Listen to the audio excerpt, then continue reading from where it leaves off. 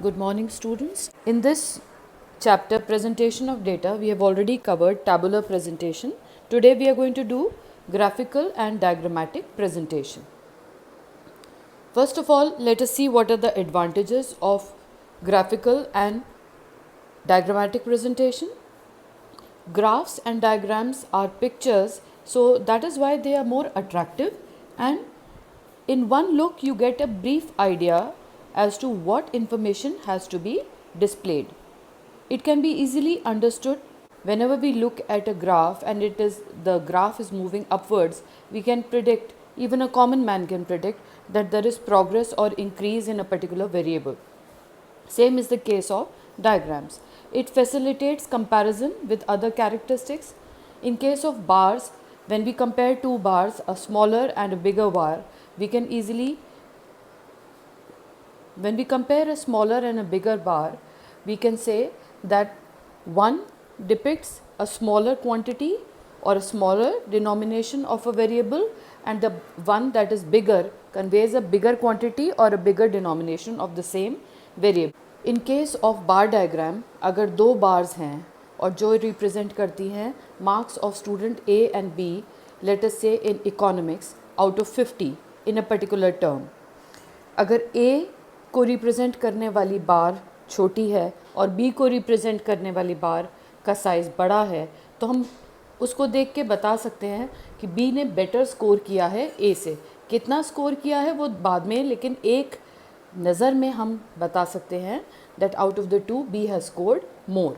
The impression created by them is long lasting, which means कि जब हम diagram या ग्राफ को देखते हैं, क्योंकि वो एक पिक्चर है, तो टेक्स्ट से ज़्यादा लंबे समय तक वो इम्प्रेशन हमारे दिमाग में रहता है. Theorems and results of statistics can be visualized using graphs. जब हम कोई भी चीज़ एनालाइज करते हैं तो उसमें ग्राफिकल और डायग्रामेटिक प्रेजेंटेशन के थ्रू उसको अट्रैक्टिव तरीके से प्रेजेंट किया जा सकता है और फर्दर एनालिसिस में हमें हेल्प मिल सकती है. Now we come to the rules of drawing diagrams and graphs. सबसे पहले उसके लिए हमें ये चूज़ करना पड़ेगा कि विच डायग्राम और which graph needs to be drawn to show a particular data. उसके बाद में जब हमने डिसाइड कर लिया कि कौन सा डायग्राम या ग्राफ हमें बनाना है, because there is a lot of variety to choose from, हमारे पर्पज़ को कौन सा सूट करता है हमें ये देखना है. Then we need to give a title to that diagram और ग्राफ, जिससे कि अगर एक ही इन्फॉर्मेशन में हमने कई सारे ग्राफ्स या कई सारे डायग्राम्स बनाए हैं तो उसको हम आइडेंटिफाई तभी कर पाएंगे जब हम उसे एक टाइटल दे देंगे. Scale. When we have to give any such information in which we have to keep a different scale. For example, kilometres में डेटा है और उसे हमें शो करना है ग्राफ पेपर में सेंटीमीटर पर, तो हमें स्केल मेंशन करना पड़ेगा that 1 centimetre is equal to 1 kilometer.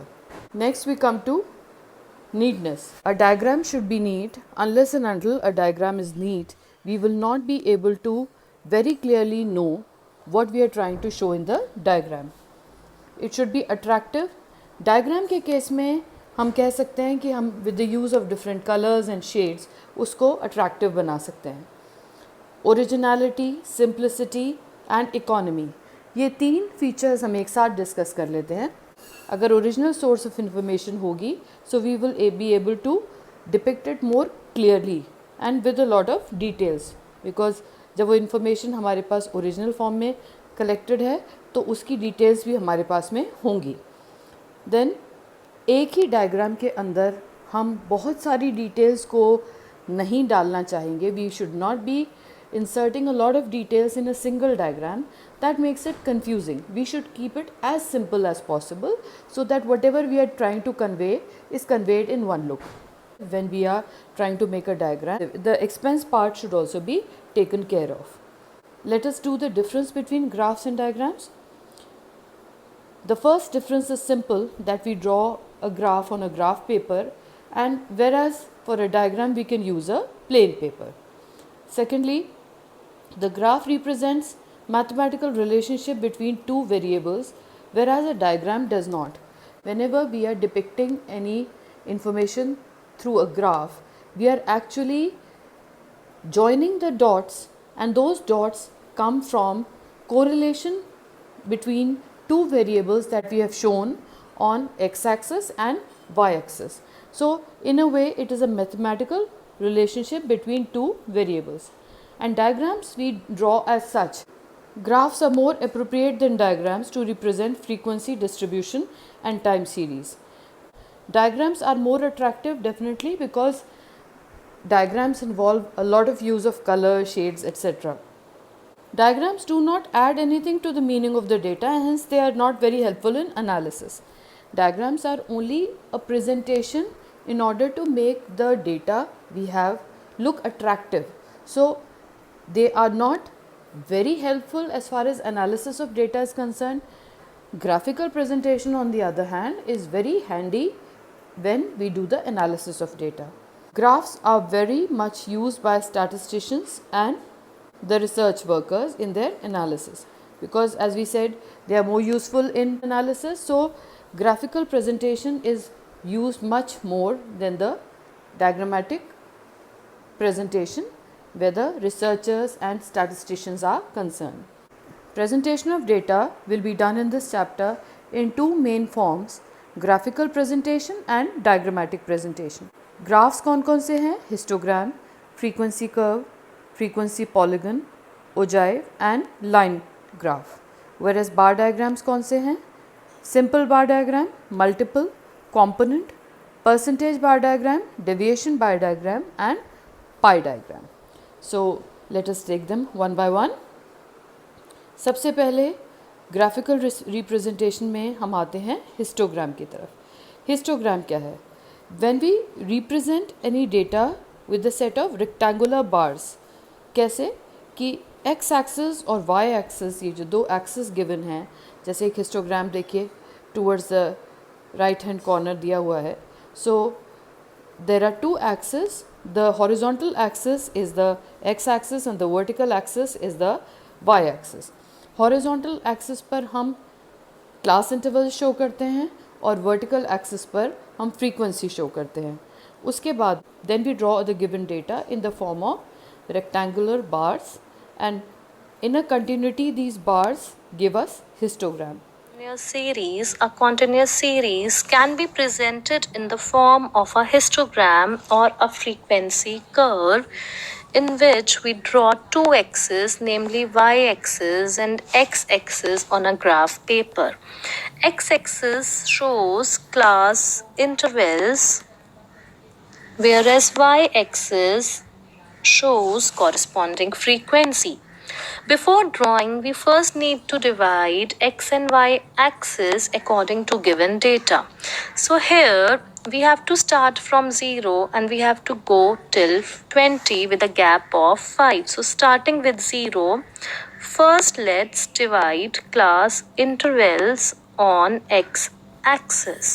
Now lowest frequency is 2 and highest frequency is 13 here. So if I take a gap of 2 each, I can divide my graph on y-axis as follows: 2, 4, 6, 8, 10, 12, 14. Now let's start drawing. For the first interval 0 to 5, frequency is 10. So I will make my first bar like this. For the second interval 5 to 10, my frequency is 13. So my graph bar will lie somewhere here. It's 5 for next class interval. Thereafter 2. This is my histogram. Now by joining midpoint of each histogram, I get frequency curve. The last point should be closed at the midpoint of the next class interval, and here in this case it should be taken to the other quadrant as we have started from 0. This is how we draw a histogram and a frequency curve. However, If instead of exclusive series and inclusive series is given to you, then you first need to convert it to an exclusive series by adding 0.5 to the upper limit and subtracting 0.5 from the lower limit. After changing this series, you draw histogram and frequency curve in the same manner. Next, in graphical presentation, we come to frequency curve.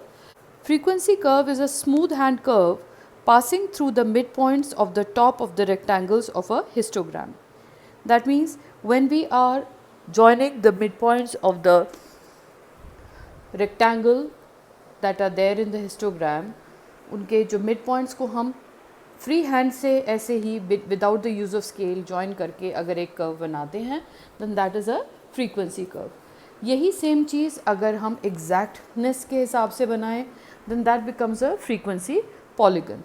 So the difference between frequency curve and the frequency polygon is mainly that the frequency polygon is representing the frequency distribution by joining the midpoints of the tops of rectangle of a histogram by straight lines. That means when we are using a scale and with an exact preciseness we are drawing straight lines joining the midpoints of the histogram, then that is known as a frequency polygon. And when we are just doing it by a free hand, not by the use of a scale, then it is known as a frequency curve. So as you can see, this is a frequency curve, and this is again how we draw frequency curve, and this on the other hand is a frequency polygon. Okay, this is another example of another form of graphical presentation is when we plot the cumulative frequency. We know what is cumulative frequency, but just to refresh your memory, let me tell you, cumulative frequency can be represented in two manners: less than cumulative frequency and more than cumulative frequency. Now, first let's see less than cumulative frequency curve or less than ogive. We call it ogive, ogive, whatever. The variables or class limits are taken along the x-axis and the cumulative frequencies are taken along the y-axis. Then these points are joined by a smooth curve and the resulting graph is known as the less than ogive. The same thing when we do in case of more than frequency, it is known as a more than ogive. Coming to ogive, I hope you remember we discussed about less than and more than series. So similarly, less than and more than series can be represented in the form of a graphical presentation which is known as ogive. In order to draw the ogive, first we need to convert a normal continuous series to a less than series. Let's recall that while constructing the less than series, we considered upper class limits. So here, less than class interval will be less than 5, less than 10, less than 15, and less than 20.